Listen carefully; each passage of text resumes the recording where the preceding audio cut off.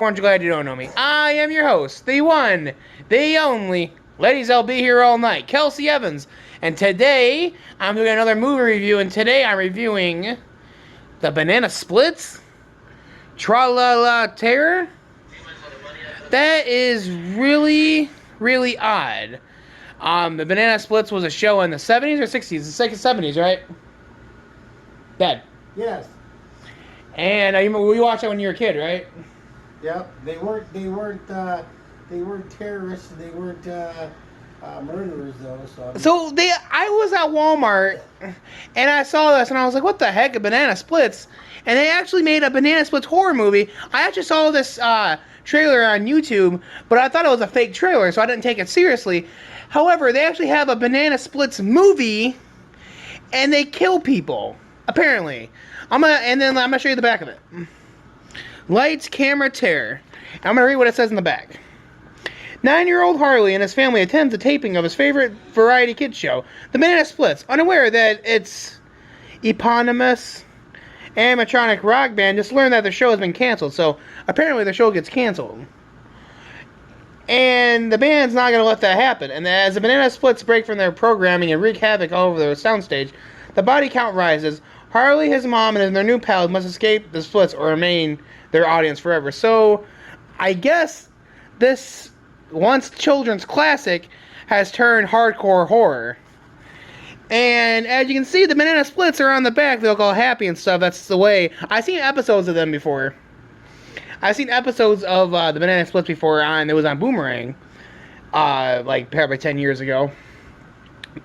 That's when I used to watch Boomerang, and it was a kid show. Now they actually had it into a horror movie. And this is Hanna-Barbera, right?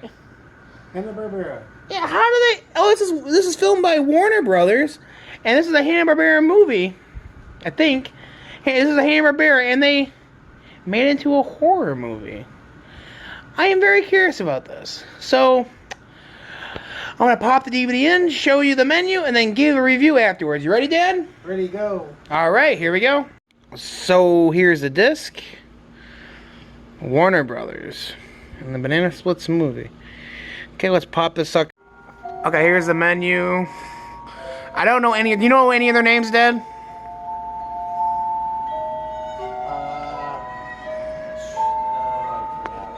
I don't remember anything. Gage, you know what? Gage don't know.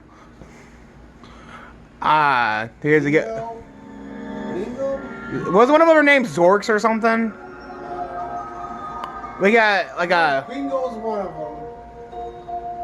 But I don't know. I don't remember.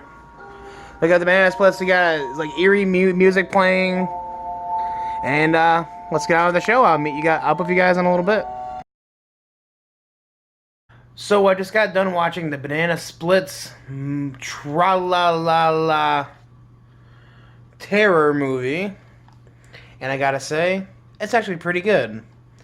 For a movie based on a children's show, it's really good, and the fact that they were killers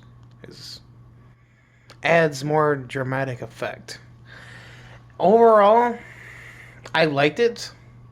Some of the acting was very but they had some pretty good kills in this movie, and that is really cool. Yeah, who would think that these guys will become killers? Well, the story is that there's a kid, and it's his birthday, and his mom gets him tickets to the Banana Split show, which is his favorite. And he gets tickets to the show, and with his brother, his stepdad, who's an asshole, by the way, and he has his friend come along, and well, they go to the show, they have a good time, and then they get surprised when he gets a backstage pass to meet the Banana Splits, and he's really excited. But he doesn't get to meet this character. I forget this character's name, the elephant. So, he wanders away, and he gets lost, and then, meanwhile, producers say that the banana splits are getting canceled. Well, the banana splits overhear this, and it turns out they're animatronics, and they find out that they're getting canceled, and they don't like it one bit. So what do? They go on a killing spree, and it's actually pretty cool. They go on a killing spree. They kill some jerks like the producer and a couple other people. They stick one character with a pole thing and puts it in his mouth. That was a pretty gruesome death.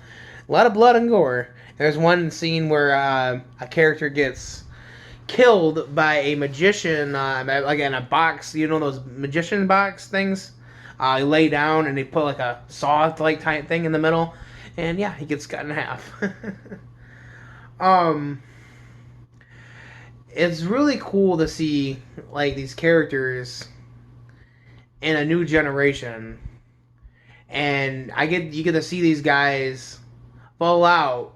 Like in the new generation, like back in the 70s, they're dancing around, blah blah blah. Well, they do that in this movie, but they turn into maniacs and they kill people. So, there's a lot of blood and gore. They have a lot of comedic elements to it. For a direct-to-DVD movie, it was actually really, really good. I feel like some of the acting could have been a little bit better. But there was one thing that bothered me. I didn't know if this is taking place in the 70s or 60s, 70s, or if this is taking place in the 2000s, because they had cell phones and laptops. On the other hand, they had other technology that was only available in that time, in the 70s, 60s, and 70s, and they were dressed like they were in the 60s and 70s. And then like the landscape looked like it was from the 60s and 70s, but they had technology like cell phones and stuff. Well, I was really confused what time era I was actually in. They never really established that. That kind of bothered me. That was one of the biggest flaws this movie had. But I do like the fact, this is really funny, they kind of mentioned King's Island in this movie. I wasn't expecting that. Well, in this movie, the producer says that they're going to cancel the banana splits and they're going to sell the parts to the amusement park industry. Well, in 1972, King's Island came out, and they had the banana splits. They introduced the banana splits to the Kings Island Park in 1972. Well, in 1970, the banana splits got canceled, and then in 1972, Kings Island opened, and they had banana splits characters running around. So I thought that was kind of funny how they kind of made a Kings Island reference in the banana splits horror movie. I thought it was pretty cool. Yeah, it's a really good movie. The ending was actually really good.